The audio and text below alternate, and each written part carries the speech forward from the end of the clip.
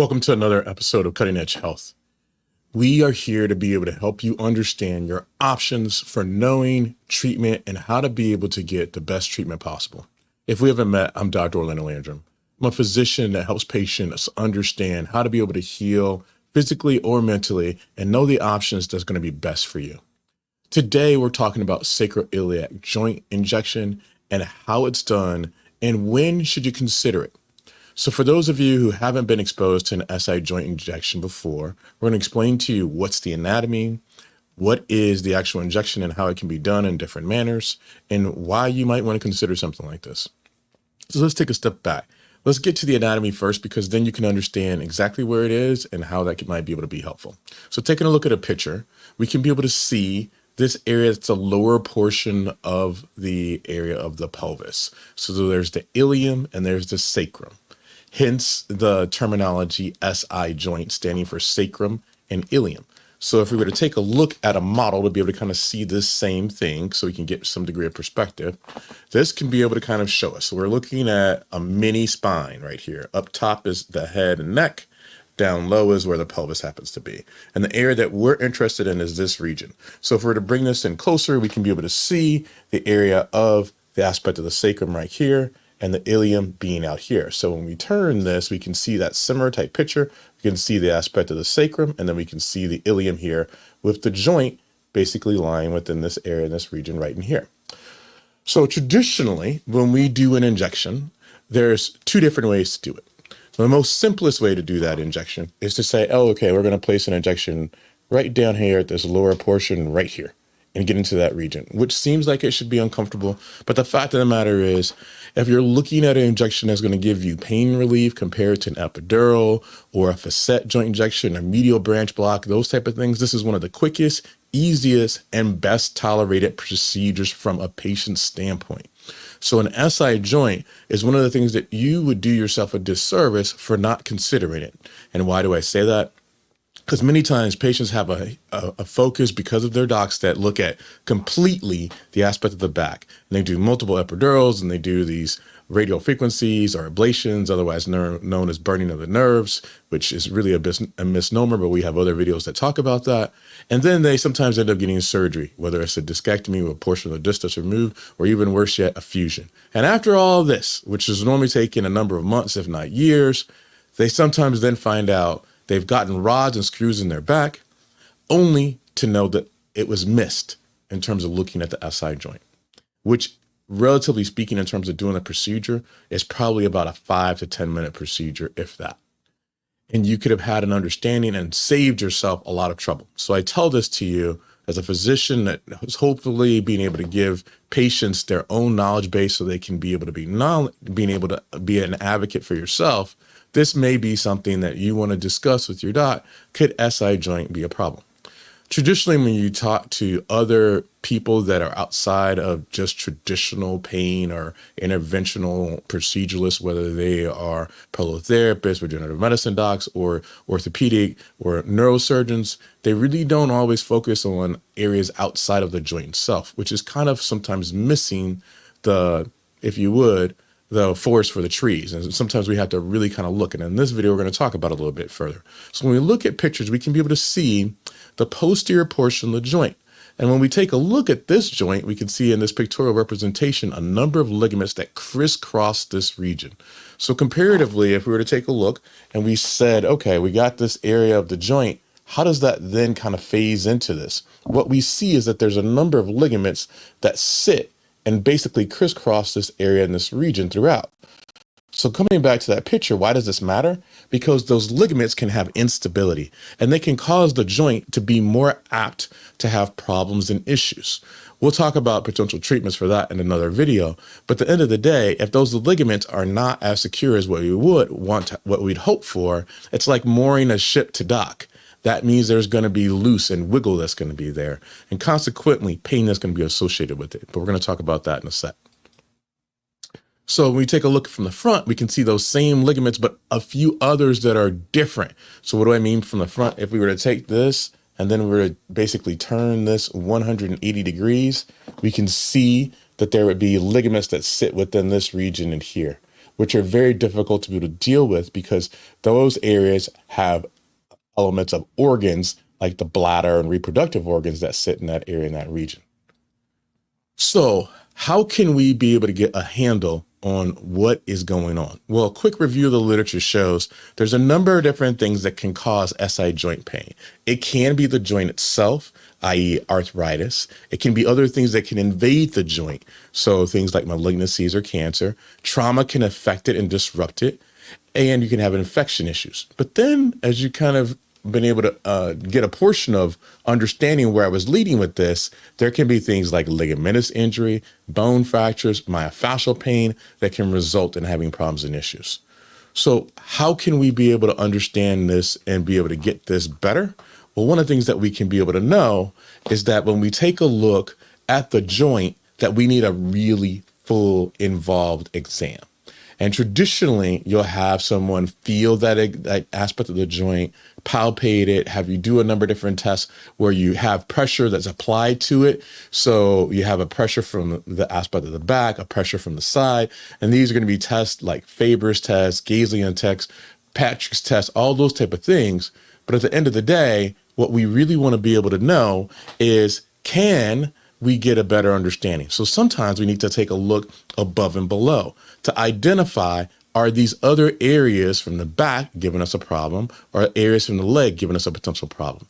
So taking a look at the joint and basically cutting it so we can see that area of the joint, one of the things that we can see is that there's a lot of rotation that can potentially be involved with this. And historically, we don't want to have laxity in the joint. When the joint's lax, it's traditionally going to cause pain because it has a rubbing that takes place that's present there. But there's a number of different forces that are applied to that area in that region. And accordingly, what we're trying to be able to do is have a joint that can be able to sustain those forces and give support to the body.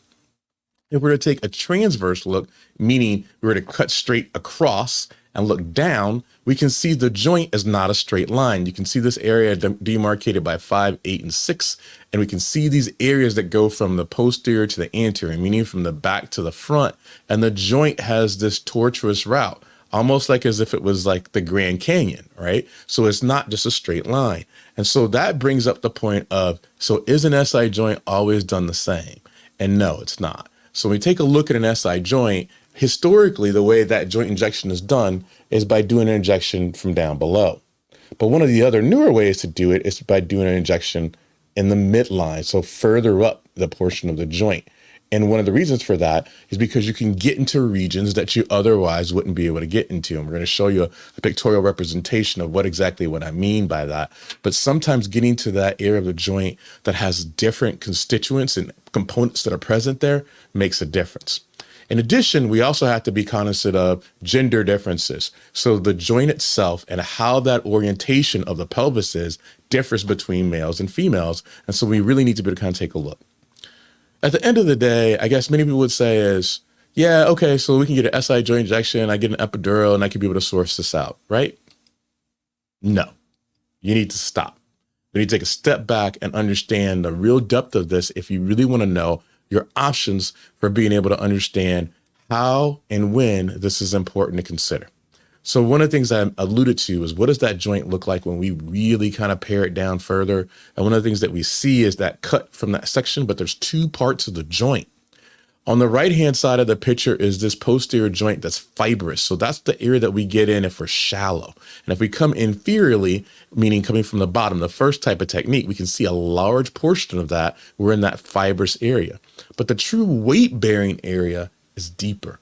So it's one of the reasons why we consider doing a middle joint injection, because you can get past that fibrous portion and get into the area, the weight-bearing area, which typically is the area that gets that rubbing issue that we saw from that cavernous region that can have problems and portions that's associated with it. That's the area that has more cartilage that's present there and can be treated with regenerative medicine type techniques and other things. But at the end of the day, those are the areas that we really want to kind of be cognizant of. So I have a number of people that say, okay, I get all that fancy talk. Yeah, I got you. At the end of the day, how do I know this is what I feel and this is what I should get? So most of the time, before we even think about SI joint injections, the very first thing I hear out of patients' mouths are, is it that I have sciatica? Because my doctor told me so. or my nurse told me so, or my physical therapist told me so. And I'm like, okay, well, the issue with sciatica is it's actually pretty darn complex. So when we look at the sciatic nerve, this is a representation of it. It's comprised of multiple different nerves, which most people don't talk about. It has branches that go from L4 all the way to S3. So what does that mean if you were to take a look at a model? Where those nerves come out from and what we've been kind of showing and representing, it looks like the following. It can come from this area here, here, and all of these various different holes that are in place here, where nerve roots come out from, right?